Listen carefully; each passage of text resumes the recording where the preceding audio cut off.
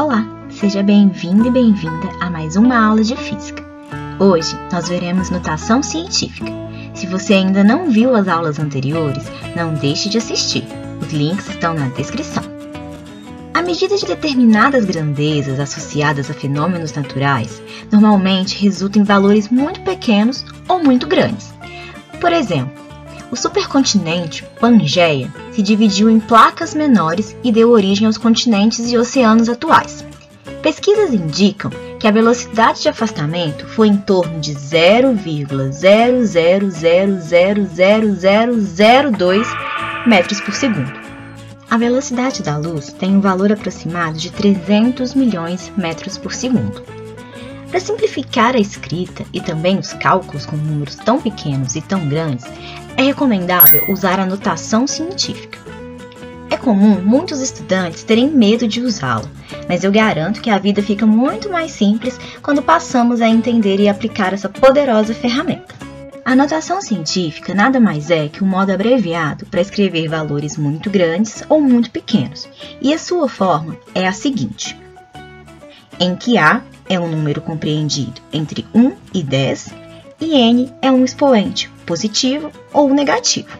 Vamos ver alguns exemplos. No primeiro, temos que o diâmetro da Lua é de 1.740.000 metros. Sabemos que precisamos escrever esse número de tal forma que A seja compreendido entre 1 e 10. Então, temos que A é igual a 1,74. Agora vamos colocar uma vírgula imaginária ao fim do número. E vamos mover essa vírgula até ela chegar em 1,74. Movemos ela 6 casas para a esquerda. Portanto, temos que N é igual a 6. E por isso, podemos escrever que o diâmetro da Lua é 1,74 vezes 10 a 6 metros. Vamos ver um segundo exemplo. A massa de uma moeda de 10 centavos é 0,0048 kg.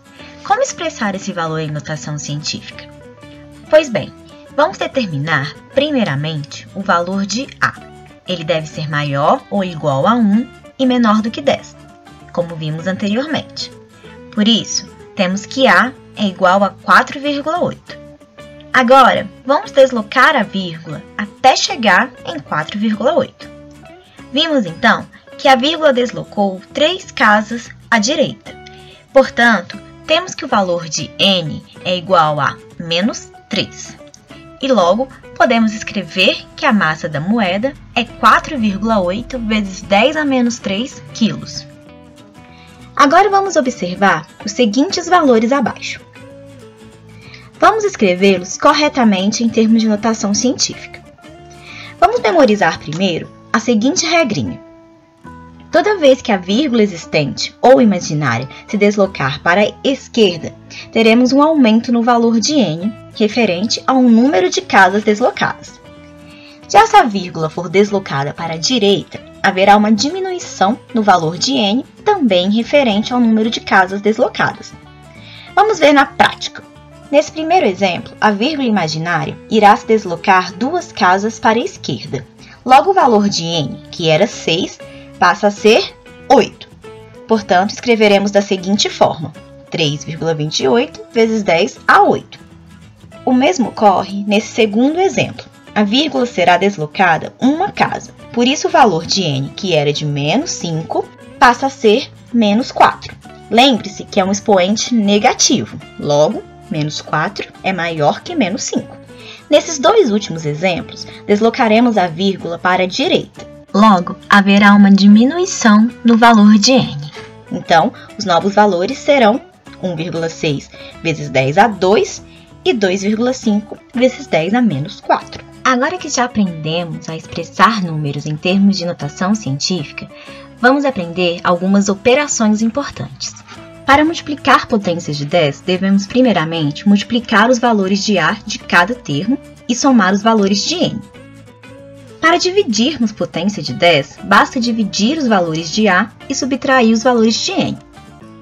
Ao final, se necessário, faça a correção do valor de A. Para levar uma potência de 10 a uma nova potência, basta levar o valor de A a essa potência e multiplicar o valor de N pela mesma potência. A notação científica, além de tornar mais simples a escrita de números muito grandes ou muito pequenos, facilita também o uso de prefixos que dão nome às potências de 10, como os exemplos abaixo. Então, se dissermos, por exemplo, que a frequência de uma certa emissora de rádio é de 98 MHz, queremos dizer que a frequência é de 98 vezes 10 a 6 Hz. Ou ainda, que o raio atômico do oxigênio é de 60 picômetros. Estamos dizendo, então, que é de 60 vezes 10 a menos 12 metros. Para terminar, vamos colocar em prática tudo o que vimos até agora, com a seguinte questão. A massa de um próton é de aproximadamente 1,7 vezes 10 a menos 31 quilos. Qual a massa de 6 vezes 10 a 23 prótons em gramas? Vamos observar que a unidade da pergunta é diferente da unidade dada no enunciado. Por isso, vamos transformar primeiramente a massa do próton para grama. Sabemos que o prefixo K indica 10 elevado a 3, por isso podemos substituí-lo. Agora, temos a multiplicação de duas potências que já sabemos resolver. Portanto, a massa de um próton é de 1,7 vezes 10 a menos 28 gramas. E de 6 vezes 10 a 23 prótons.